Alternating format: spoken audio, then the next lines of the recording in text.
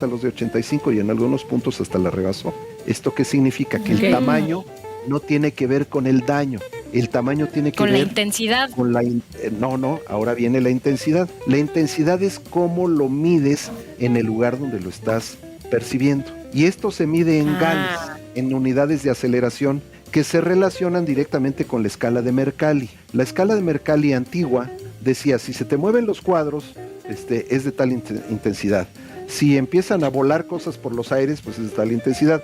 Los terremotos más grandes que ha habido, como los de Chile de 9, nunca han lanzado cosas por los aires.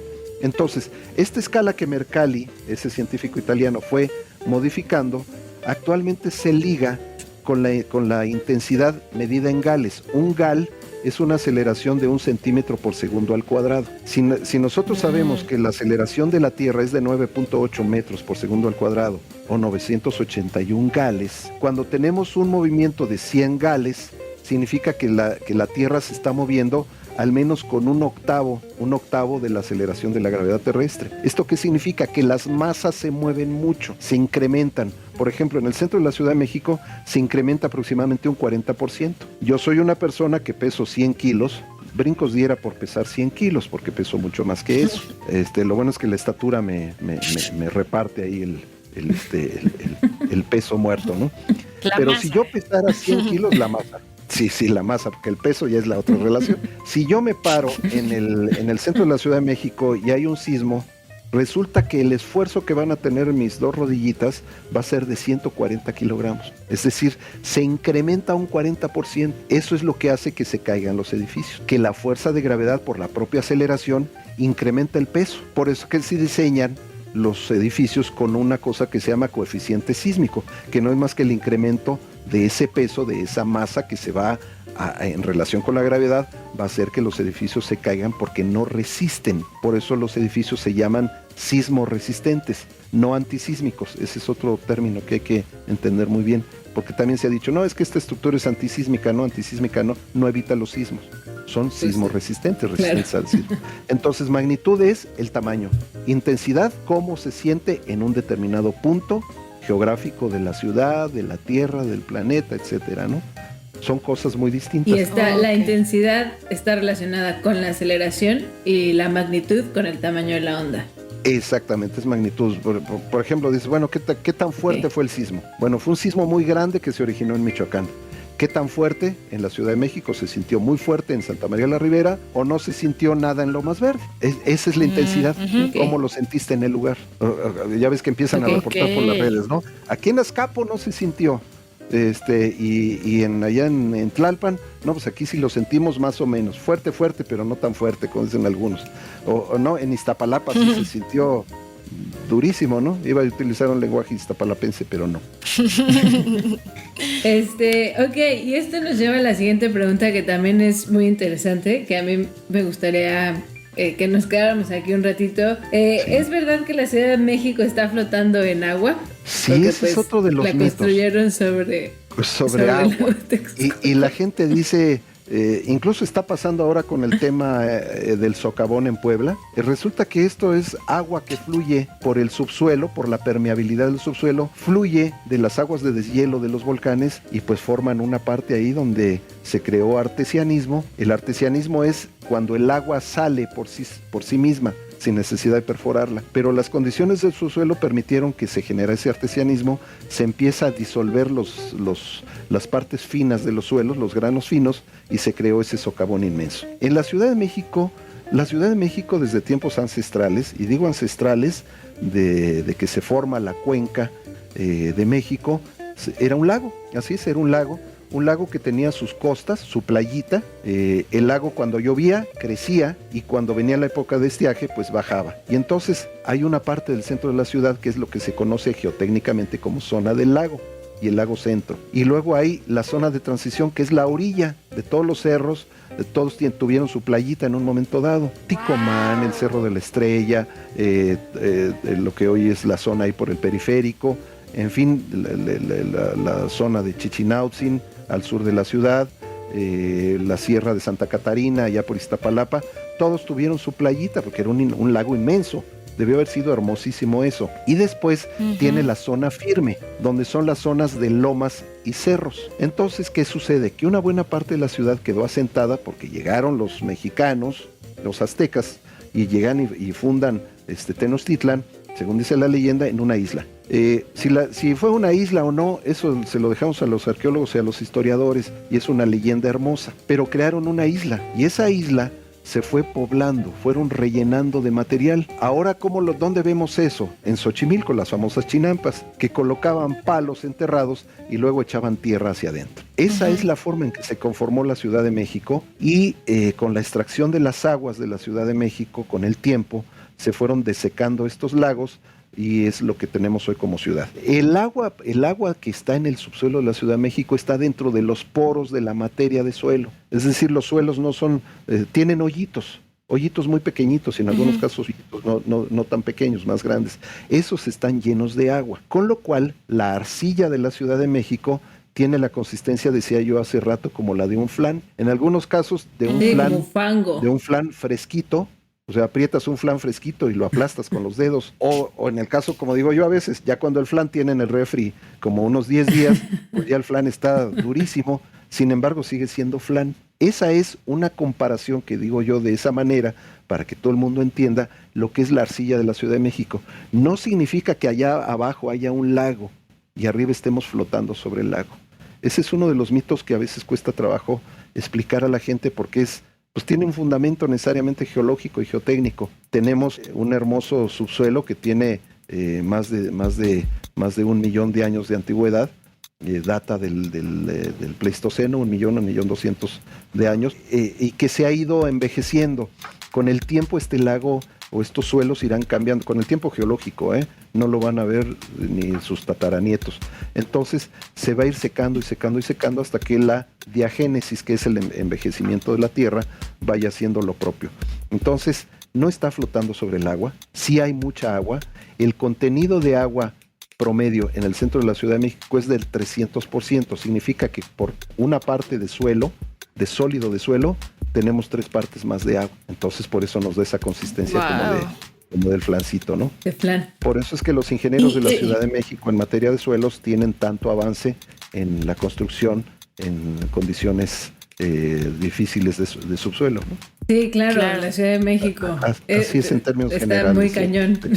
Este tema, ¿no? Sí. Ok, perfecto. Bueno, a ver, vas Mariana, córrele, porque si no ya no nos va a dar tiempo de todo lo demás.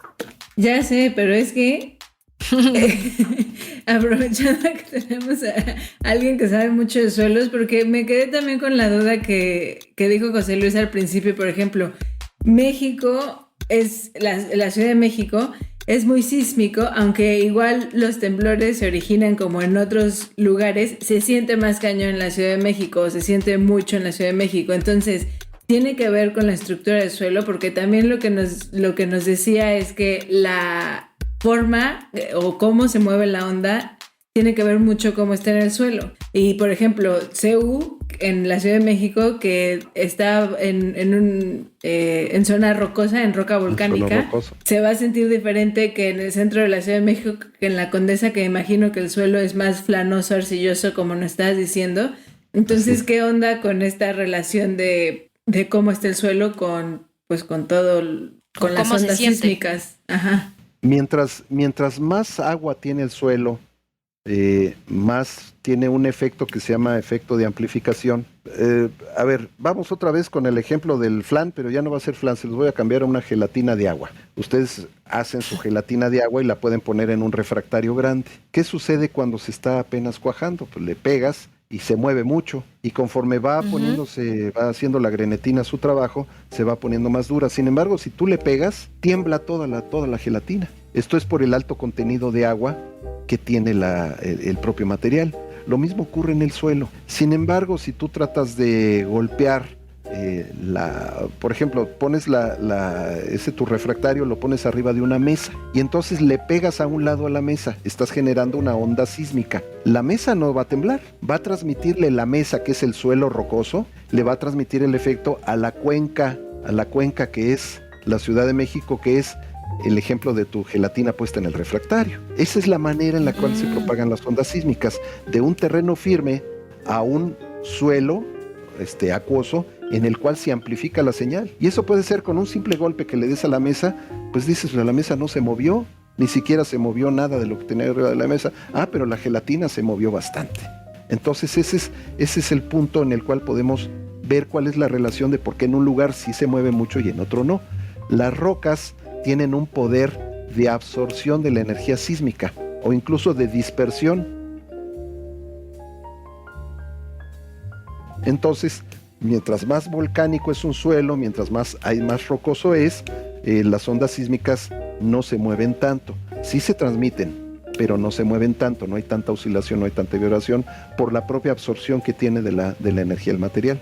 En cambio, en el suelo acuoso, pues hay un poder tremendo de amplificación. Por eso es que se sienten mucho los sismos en la Ciudad de México y en algunas otras ciudades del país. Decías hace rato Villahermosa. En Villahermosa tiembla muy poco ahí en el lugar, pero lo que le llega de Chiapas hace que la ciudad sí se mueva bastante. ¿Por qué? Porque tiene un fondo cenagoso también. Está construida una buena parte de la ciudad de Villahermosa. Esto está muy interesante, se está poniendo cada vez mejor. Y a ver, estamos llegando a esto que también, ¿cuál es el último mito que nos puso ahí José Luis? Que yo no tengo ni idea qué es eso del Big One. Que si ya viene el Big One. Que si ya viene el Big One, ¿qué es eso, José Luis? Eso circula mucho luego en las noticias, sobre todo cuando acaba de temblar. Y es que todavía no llega el Big One. Esto se le ocurrió, como el apocalipsis. Porque fue el apocalipsis. Se le ocurrió una vez a unos científicos de una universidad en California decir que había una gran acumulación de energía en determinadas partes y que eso se iba a traducir en un sismo catastrófico. Eso nos lo vienen diciendo muchos colegas, con que hay una parte que le llaman gap sísmico o brecha sísmica en una parte de Guerrero, donde ahí no se han registrado sismos desde hace más de 100 años. Entonces dicen, pues si aquí no ha temblado, seguro va a temblar, porque se va incrementando la energía. Sin embargo, no es así tan tácito el concepto.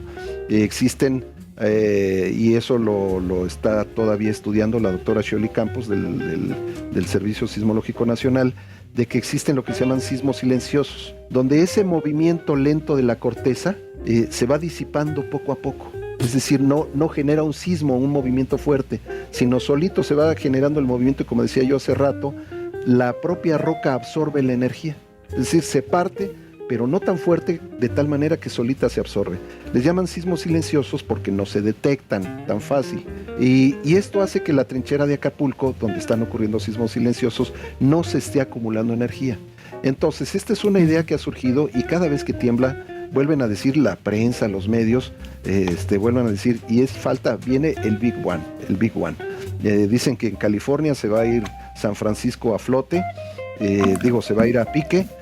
Yo creo que sí, pero va a suceder en el tiempo geológico. Van a tardar muchos miles y probablemente millones de años en que, con la transformación del planeta, pues ya ninguno de nosotros lo va a ver. Entonces, eso del Big One, el sismo catastrófico, tampoco lo podemos asegurar. Es prácticamente un mito, porque no hay en este momento las evidencias suficientes para decir, espérate, pero ahí viene el bueno, ¿eh? No, todavía. Ay, wow, pues, ¿qué tal les está pareciendo esta sección que pues creo que se puso buena? José Luis ya nos informó de varias cosas, pero entonces, José Luis, ya que nos dijiste todo esto, ¿no? O sea, ya nos dijiste que es un sismo, que es la sismología, que es un sismólogo, mitos y realidades que me parecieron muy importantes. Esta sección, esta parte a mí me parece súper relevante y que es la prevención de sismos, ¿no? Que bueno, me imagino que tiene que ver con... Porque no podemos prevenir los sismos. Exacto, lo dije mal, perdón. Entonces, ¿qué onda con la prevención ante los sismos? ¿Qué se puede hacer? Los edificios se pueden construir de cierta forma, educación, que mencionaste algo muy importante, que te parecía muy importante hace un momento, simulacros, ¿no? Todo esto que sabemos que luego nos dan flojera los simulacros, pero pues deben de tener una importancia vital. Entonces, claro. ¿Qué nos puedes decir de la prevención ante los sismos? Sí, mira, esto es, yo creo, la parte más importante de todo, porque bueno, si no, todo se queda a nivel científico, a nivel del conocimiento general, etcétera. Sin embargo, ¿dónde aplicamos todo esto? Hiciste una observación muy buena, que es, bueno, ¿podemos construir para resistir? Sí, eso puedo decir que está prácticamente resuelto. Si construimos bien